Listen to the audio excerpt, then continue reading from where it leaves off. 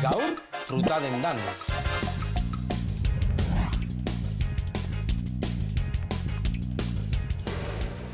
Barkatu, Andre. Askotan etortzen zara azoka honetara? Bai, egunero. Eta ezagutzen duzu fruta denda on bat? Bai. Esaten didazu nun dago? Hortxe bertan dakazu, Jesusa fruteria, oso fruta ona eukitzen dut. Mila esker, Andre? Bai. Gero arte? Agur. Azkena nor? Zu zeu, beste inor ez da, ota. Bitu, azteko laranjak behar ditut. Jateko naranjak?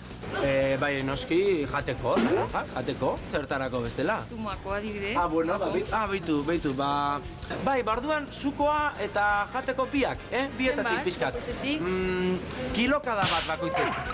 Aizu, eta garai hontarako ze beste fruta gomendatzen didazu? Dazkazu zagarrak, udariak, pikuak, marrubiak bai oso onak daude. Bitu, kilo erdi udareak. Nire aitonak esango luke kilo erdi madariak, baina nik kilo erdi udareak. Kantitatea adierazteko euskaraz era honetako formulak erabiltzen ditugu. 5 kilo sagar, kilo erdi udare, 5 litro esne eta dozena bat arrautza. Era berean, gogoratu ez dela gauza bera, dozena erdia zenario edota dozena terdia zenario. Eta udaria nola nahi dituzu? Berdiak, helduagoak? Ez, hobeto helduak, gozoagoa, zegarria. Berdeian nago, ni berde. Zure moduko neska politakin. Ezkerrik asko. Bai. Beste zerbait jarriko izut? Barazkiak, ez dakiz ze barazki daukasun, barazki ona, eta freskua, Dazkazu hilarrak, babak, bainak eta alkatxofak baitare, oso onak daude. Beitu, jarri alkatxofak, zen ni zaindu nahi dut eta. Zaindu nahi dut, eta orduan, jarriko diazu kilo bat alkatxofa? Kilo bat. Beste zerbait?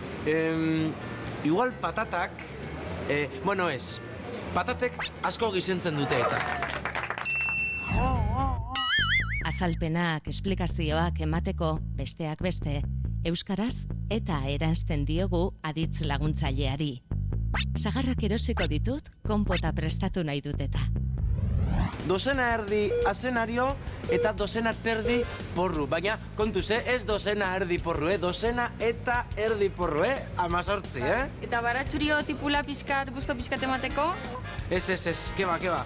Zapore txarra guztan dute eta gero agian, aizu, zita berezi bat baldin badaukat, gainera, begira, bide batez, aferi bereziarako ze postre gomendatzen duzu? Marrubiak, adibidez. Jarri kilo bat, mesedez. Bai, haitzu, ez dizut galdetu, behar bada garestiak dira, hemen euskolabela data guztia.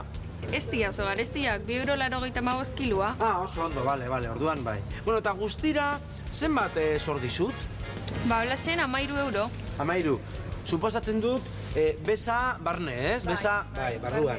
Bueno, 13 € horrela, besterik ez. Gogoratu kantitatea adierazteko honelako formulak erabiltzen ditugula. 5 kilo sagar, edo kilo erdi udare, edota 5 litro esne. Hori bai, kontuz erdiekin ez nahastu, ez baita gauza bera dozena erdi porru, 6, edo dozena terdi porru, 18. Bestalde, arrazoiak emateko, besteak beste, adiz laguntzailearen amaieran eta jartzen dugu. Adibidez, Kermanek sagarrak erosiko ditu, konpota prestatu nahi du eta. Edo, Kermanek ez du patatarik nahi, gizendu egiten dute eta. Eta zuk, hitz egin euskeraz, ikasteko modurik onena da eta. Badakizu, honekin, edo arekin, baina egin.